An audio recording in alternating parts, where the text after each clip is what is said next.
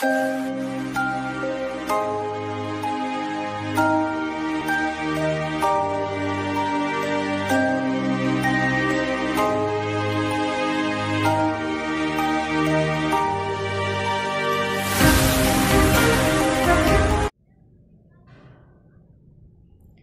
Students, my self Neha Joshi from SKGAVM Sujangarh. 9th class का topic हमने लिया था द रोड नॉट टेकन, सड़क जिसका कि चुनाव नहीं किया गया है। ये पोइम अपनी चल रही थी। लास्ट वीडियो में हमने इसका स्टेंजा रीड किया था।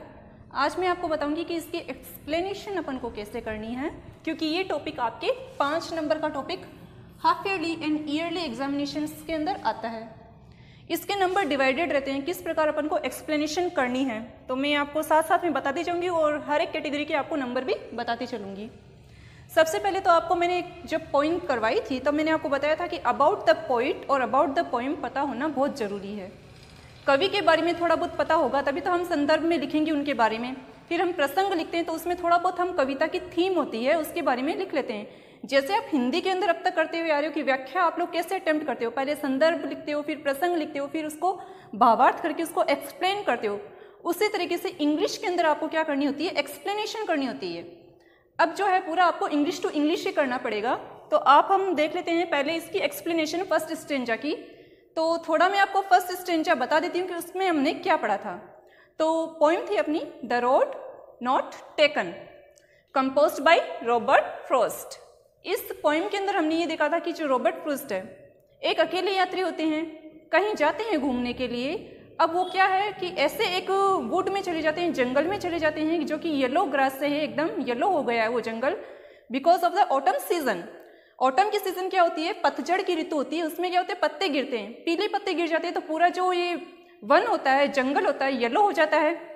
ठीक है, फिर बाद में जो उस समय जो पोइट होता है वहां पर खड़ा हो जाता है। अब खड़ा होता है तो वो एक ऐसी सिचुएशन में खड़ा हो जाता है जहां पर वो एक ऐसे पाथ पर खड़ा हो जाता है कि वहां उसको 2 सड़क नजर आ रही है। एक पॉइंट पे खड़ा हो गया है, वहां से उसको 2 सड़क 2 ही अलग अलग डायरेक्शन में जाती हुई नजर आती है। अब बेचारा कंफ्यूज हो गया है कि कौन सी मैं रोड का चुनाव करूं।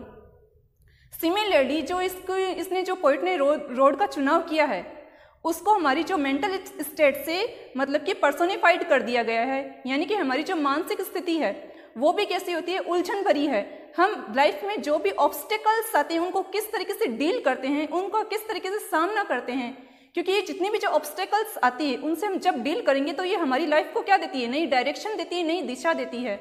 उनसे डील करना न करना, पॉजिटिव वे में करना, नेगेटिव वे में करना, ये हमारे ऊपर डिपेंड करता है। उसी तरीके से जो रोड है उसका चुनाव कैसे करना है, कैसे नहीं करना है, ये रॉबर्ट फ्रॉस्ट हमको बताते हैं। साथ ही साथ में हमको जीवन में आने वाली कठिनाइयों का किस प्रकार सामना करना होता है वो भी हमको बताते हैं इस पोइम के थ्रू आउट। तो पहले मैं आपको इसका स्टेंजा बता देती हूँ। स्टेंजा तो मैंने आपको बताया, पहले हम देखते हैं कि किस प्रकार हमको ये एक्सप्लेनेशन करनी है जब हमारे एग्जामिनेशन के अंदर आ जाए। तो एक्सप्लेनेशन करने के लिए आपको क्या करना होता है कि जब भी आपके कोई एग्जाम में आ जाए स्टेंजा, आपके दिए हुए रहेंगे 2 स्टेंजा। आपके तो पोइम 10 है कोर्स के अंदर, तो 10 पोइम आपको प्रिपेयर करनी होगी। अब आपके जो एग्जाम में होगा कि 2 स्टेंजा आपको दे देंगे और आपकी पसंद का कोई भी स्टेंजा आपको एग्जाम के अंदर अटेम्प्ट करना होगा। अब उसके अंदर जो भी स्टेंजा आपको इजी लगे वो आप लोग चूज करो। अब कॉपी के अंदर कैसे करना है कि पहले आपको क्या करना है, जो भी स्टेंजा आपने चूज किया है उसको पहले आप यहाँ लिख दोगे। जो भी स्टेंजा आप लिख रहे हो उसके पहले जो पद होगा, स्टेंजा को आप बोलते हो पद, जैसे हिंदी में बोलते हैं ना उसको पद, इसी तरीके से इंग्लिश में इसको बोलते हैं स्टेंजा। तो पहले आप क्या करोगे, एक्सप्लेन करने के लिए आप पहले 2 वर्ड उसी स्टेंजा के यहां लिख दोगे, थोड़ा बहुत डैश डैश कर दो एंड देन उसी स्टेंजा का लास्ट वर्ड यहां लिख दो। अच्छा इंप्रेशन जाता है। कोई बच्चे करते हैं, कई बच्चे नहीं करते हैं, लेकिन हमको तो पूरे 5 नंबर चाहिए तो हमको तो ये सब करना ही पड़ेगा। ठीक है, तो ये हो गया आपका लिखने का तरीका, पहला तरीका। अब बारी आती है रेफरेंस की। रेफरेंस यानी कि संदर्भ। रेफरेंस के अंदर हम क्या करते हैं कि पोइम के बारे में थोड़ा कुछ बता देते हैं कि ये पोइम का नाम बताते हैं और पोइम के हम पोइट के बारे में बताते हैं। ठीक है, तो यहां पर मैंने लिखा है these lines have been taken from the poem the road not taken, composed by Robert Frost. तो यहां पर क्या होता है, खाली इतना ही आपको लिखना होता है। ये जो लाइन होगी ये आपकी जितनी भी जो पोएम्स होगी उन सब में सिमिलर रहेगी, बस खाली यहाँ पर पोएम का नाम और पोइट का नाम चेंज हो जाएगा। वैसे तो इसको लिखने के कई तरीके हैं, लेकिन जो सबसे इजी तरीका है वो मैंने आपको बता दिया है। आगे 10 to 12 आप करोगे तो ये आगे आपके कॉलेज टाइम तक काम में आएगी ये चीज, ठीक है। तो मैं इसको एक्सप्लेन कर देती हूँ। इसके अंदर कंपोस्ट का मतलब होता है कि किसी चीज को आप बनाते हो, जो भी करते हो, उस चीज के लिए बोला जाता है कंपोस्ट। लिखी गई, इसको आप लिखी गई के वे में लीजिए, क्योंकि एक मीनिंग के, एक वर्ड के इंग्लिश के अंदर कई से मीनिंग्स निकलते हैं। उसको किस वे में हम यूज में लेते हैं उस लाइन के अंदर, ये उस लाइन की फीलिंग के ऊपर डिपेंड करता है। ओके, तो these lines have been taken from the poem the road not taken. ये जो पंक्तियां हैं ये हमारी poem the road not taken से ली गई है। कंपोस्ट बाय रॉबर्ट फ्रॉस्ट, जो कि रॉबर्ट फ्रॉस्ट द्वारा कंपोस्ट की गई है, लिखी गई है। यहां पर मैं कंपोस्ट को लिख देती हूं, लिखी गई। ओके, तो ये क्या हो गया आपका प्रश्न। ये लिखोगे और ये लिखना जरूरी है, कंपल्सरी है, क्योंकि इसका 1 नंबर डिवाइड रहता है। 5 में से 1 नंबर लेस हो गया, ये 1 नंबर की चीज हो गई आप लोगों के लिए। याद ये रखना कि पोएम का नाम आपको अच्छे से याद होना चाहिए और पोइट का नाम भी अच्छे से याद होना चाहिए। कई बार क्या होता है कि 1 नंबर का क्वेश्चन आपसे पूछ लेते हैं कि इस पोएम के पोइट कौन है, पोएम का नाम क्या है, तो ये आपको याद होना चाहिए। और वैसे रेफरेंस के अगर नजरिए से देखें तो ये चीज हमारे लिए मोस्ट इंपॉर्टेंट है। नेक्स्ट आता है कॉन्टेक्स्ट, प्रसंग इसको हम बोलते हैं। तो इसके अंदर हम क्या करते हैं, थोड़ा बहुत अपन स्टेंजा के बारे में बता देते हैं, या फिर जो पोएम की थोड़ी बहुत जो थीम हमको पता होती है एक ही लाइन के अंदर, उसको बता देते हैं। इसको लिखने के भी कई से तरीके हैं। कई बच्चे क्या करते हैं कि जो स्टेंजा वो लिख रहे होते हैं, उस स्टेंजा के अंदर मेन जो बात कही गई है उसको यहाँ पर वो लिख देते हैं। दूसरी ये चीज होती है कि जो पोएम की आपकी थीम होती है उसको भी आप यहाँ पर लिख सकते हो, ठीक है। तो यहाँ पर मैंने क्या किया कि थोड़ा बहुत आपको मैंने पोएम के बारे में ही लिख दिया है एक ही लाइन के अंदर। ये आप चाहो तो हर एक स्टेंजा के अंदर लिख सकते हो, और आप और ज्यादा अट्रैक्टिव वर्क करना चाहते हो तो ये लाइन लिखने के साथ साथ में जो स्टेंजा की जो मेन फीलिंग है उसको भी 1 लाइन आप बढ़ा दीजिए, अच्छा इंप्रेशन जाएगा। नंबर तो आपको कहीं कटना नहीं है, नंबर तो आपको अच्छे ही मिलेंगे। तो यहाँ पर क्या है कि कॉन्टेक्स्ट देख लेते हैं पहले। इन this poem the poet is talking about making choices that shape us. Choices का मतलब क्या हो गया, चुनाव, इसको हम विकल्प भी बोलते हैं। चॉइसेस मीन्स व्हाट, चुनाव या फिर विकल्प। शेप अस, शेप का मतलब ढालना, निर्माण करना, एक ही बात है, ढालना या फिर निर्माण। Okay, in this poem the poet is talking about making choices that shape us. इस पोएम के अंदर जो पोइट है वो हमको हमारी जो विकल्प होते हैं, जो चुनाव होते हैं, जो चॉइसेस हम लेते हैं किसी भी चीज में, यानी कि हमारे सामने कोई एक ऐसी चीज रख दी या फिर कोई ऐसी सिचुएशन आ गई, उस सिचुएशन को हम किस तरीके से किस प्रकार डील करेंगे, उसको डील करने के लिए हम किस चीज का चुनाव करते हैं, उसके बारे में बात हो रही है यहाँ पर। तो सिमिलरली जो रोड थी उसके पास में, किसके पास में, पोइट के पास में, उसको वो किस तरीके से चुनाव करेगा, उसी की बात हो रही है इस पोएम के अंदर। तो उसका हमको पर्सोनिफाइड कर दिया हमारी डेली लाइफ से। डेली लाइफ की जितनी भी जो हमारी जो आती है प्रॉब्लम्स लाइफ में, उसको हमसे किस प्रकार डील करना है उसको यहाँ पर बताया गया है, कंपैरिजन कर दी गई है उस चीज का यहाँ पर। In this poem the poet is talking about making choices that shape us. इस पोएम के अंदर जो पोइट है वो हमें चुनाव के बारे में बता रहे कि किस प्रकार हम चुनाव करते हैं किसी भी चीज का। और यही जो चुनाव क्या होते हैं, हमारे द्वारा लिए गए जो डिसीजंस होते हैं, जो चुनाव होते हैं, जो चॉइसेस होती है, वही हमारी जो लाइफ को नई डायरेक्शन देती है, नई दिशा देती है, हमको उसी के अनुरूप वो ढालती है या निर्माण करती है। तो ये हो गया आपका कॉन्टेक्स्ट। ये भी आता है आपके 1 नंबर का, ये भी लिखना कंपल्सरी है इंग्लिश के अंदर। हो गए आपके 2 नंबर, 5 में से 2 नंबर तो यही हो गए। अब मेन बात आती है आपकी एक्सप्लेनेशन की। एक्सप्लेनेशन का जो पार्ट होता है आपकी, वो आता है आपके 3 नंबर का पार्ट। सारा कुछ इसी के ऊपर डिपेंड है। एक्सप्लेनेशन मतलब क्या होगी, व्याख्या, भावार्थ, उसी स्टेंजा का भावार्थ आप किस वे में करोगे। यानी कि एक लाइन आपको दे दी जाती है, मान लो कि आपके जो संस्कृत में आते हैं, हिंदी के अंदर दोहे आते हैं, आप उन दोहों को, जो 2 लाइन के दोहे होते हैं, उनको आप 5-6 लाइनों में कैसे डिस्क्राइब करते हो अपनी लैंग्वेज के अंदर, वो सारा कुछ इसके अंदर देखते हो। उसी प्रकार इंग्लिश के अंदर आप कोई पोएम की लाइन है उसको अपने वे में किस तरीके से डिस्क्राइब करते हो, किस वे में उसको लिखते हो, कौन से नए वर्ड्स आप उसके अंदर लिखते हो, ये सारा कुछ आपके पर डिपेंड करता है। तो हम ये देखते हैं पहले स्टेंजा की एक्सप्लेनेशन। दिखने में बड़ी लग रही है, बड़ी खाली दिखने में ही है, लेकिन है वैसे बड़ी इजी। ध्यान से देखिएगा, पहले मैं इसको रीड कर देती हूँ एक बार, फिर आपको जो टिपिकल वर्ड्स होंगे उसके मीनिंग भी बता देती हूँ साथ में। एक्सप्लेनेशन का मतलब होता है भावार्थ या फिर व्याख्या।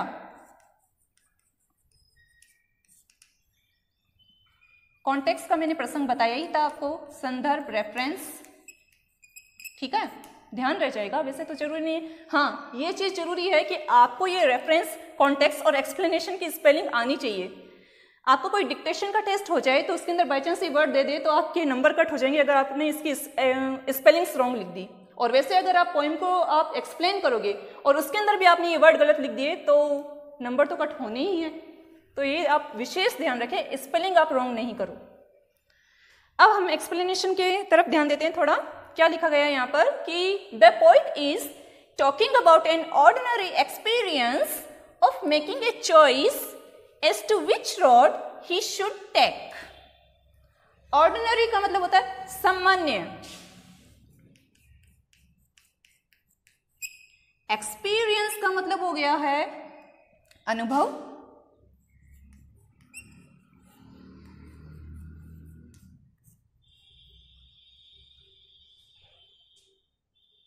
which road he should take, उसको कौन से रोड का चुनाव करना चाहिए। शुड का प्रयोग अपन चाहिए के अर्थ में करते हैं। जब मॉडल पढ़ेंगे तब हम इसको सही से एक्सप्लेन करूंगी मैं इस चीज को। तो शुड का मतलब होता है चाहिए के अर्थ में, जो हमारे ऊपर डिपेंड करता है। The poet is talking about an ordinary experience of making a choice as to which road he should take. इन लाइनों के अंदर जो पोएट है वो एक सामान्य से अनुभव की बात कर रहा है कि जो कौन से रोड का उसको चुनाव करना चाहिए। He has two roads before him that separate from each other and take a different direction। He has two roads before him। before का मतलब हो गया सामने, separate का मतलब होता है अलग होना, विभाजित होना,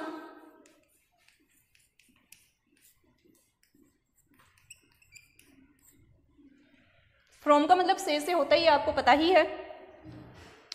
ईच अदर यानी कि एक दूसरे से, डिफरेंट यानी कि भिन्न, लिख ही देती हूं मैं, भिन्न, डायरेक्शन दिशा, ठीक है। He has two roads before him, roads का मतलब सड़क, पोएम का टाइटल है तो आपको तो ये पता ही होगा। He has two roads before him that separate from each other and take a different direction।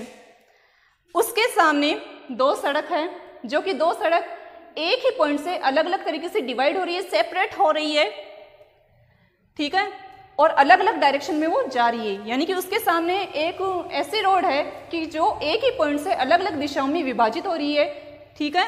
तो ये हो गया इस लाइन का अर्थ। Being one traveler, he cannot travel both। both का मतलब होता है दोनों। Being one traveler, ट्रेवलर का मतलब हो गया यात्री, Being one यानी कि एक ही यात्री, ट्रेवल यानी कि यात्रा करना, ठीक है। Being one traveler, he cannot travel both। एक ही यात्री होने के कारण वो दो रोड्स के ऊपर एक साथ नहीं चल पा रहा है, नहीं चल सकता है। He stands confused for a long time, looking down one of them as far as he can। Confused, असमंजस,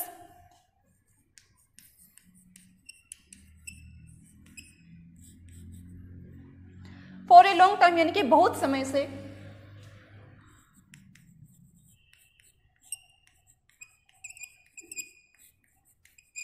looking down one of them, उनमें से एक की तरफ देखते हुए, as far as he can यानी कि जितनी दूर तक वो देख सकता था उतनी दूर तक, ठीक है। ही स्टैंड्स यानी कि खड़ा, स्टैंड का मतलब खड़ा। He stands confused for a long time, वो बहुत समय से कंफ्यूजन की यानी कि असमंजस की स्थिति में उसी पॉइंट पर खड़ा रहता है। Looking down one of them as far as he can, और उनमें से एक रोड को वो कई देर तक लगातार असमंजस की स्थिति में वहां पर खड़ा होकर कई देर तक देखता रहता है, जहां तक कि वो उस रोड को देख पाता है, वहां तक वो उस रोड को कई देर तक एक ही पॉइंट पर खड़ा होकर देखता ही रहता है। The road finally gets lost in a dense growth of plants and bushes. Bushes का मतलब होता है झाड़ी। जंगलों में आप झाड़ियां, प्लांट्स, पेड़ यही देखते हो, तो बेचारा वो भी वहीं पर खड़ा है। डेंस का मतलब होता है घना। प्लांट्स का मतलब हो गए पौधे।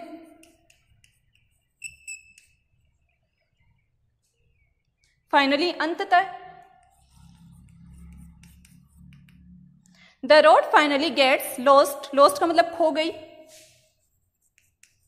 खो गई या गायब हो गई, एक ही बात है। The road finally gets lost in a dense growth of plants and bushes.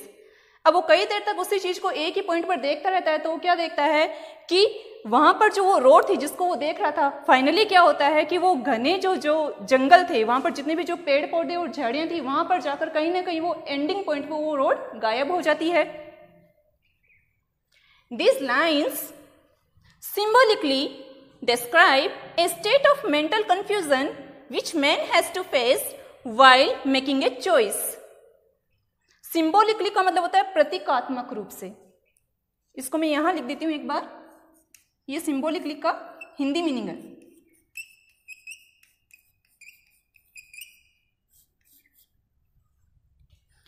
Describe यानी कि बताता है या बताती है।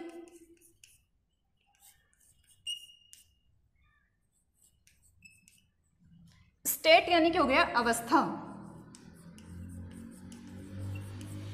अब स्टेट ऑफ मेंटल तो मानसिक अवस्था, मेंटल का मतलब हो गया मानसिक। कंफ्यूजन वही असमंजस की स्थिति।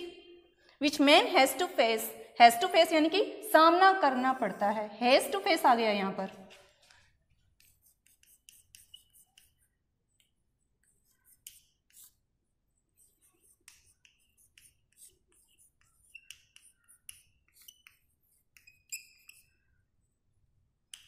वाइल, वाइल का मतलब होता है जबकि।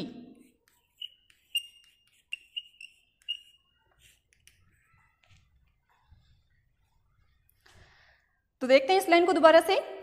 This line symbolically describe a state of mental confusion which man has to face while making a choice.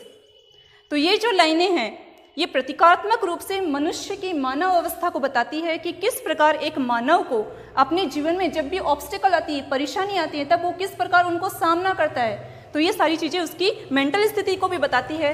क्यों? क्योंकि वो कंफ्यूजन की स्थिति में रहता है। अब कंफ्यूज होगा तो मतलब कि उसको किस तरीके से डिसीजंस लेने होंगे वो उसके ऊपर डिपेंड करता है ना। अपना फ्यूचर तो प्री डिफाइंड होता नहीं है, लाइफ में कब क्या घटित हो जाए ये तो हमको थोड़ी ना पता है।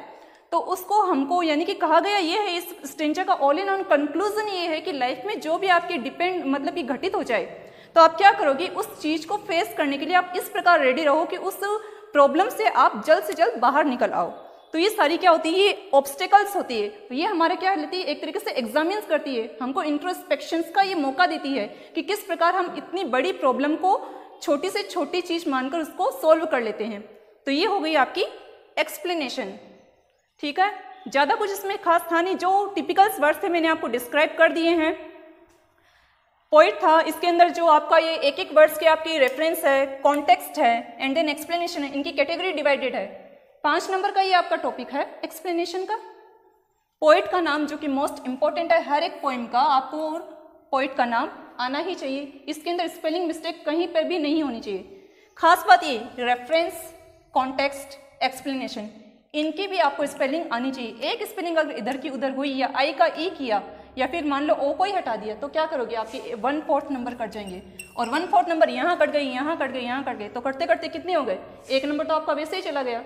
बहुत इजी टॉपिक है आपका 5 नंबर का, तो कोशिश ये कीजिए कि आपका 1 नंबर इधर का उधर ना जाए।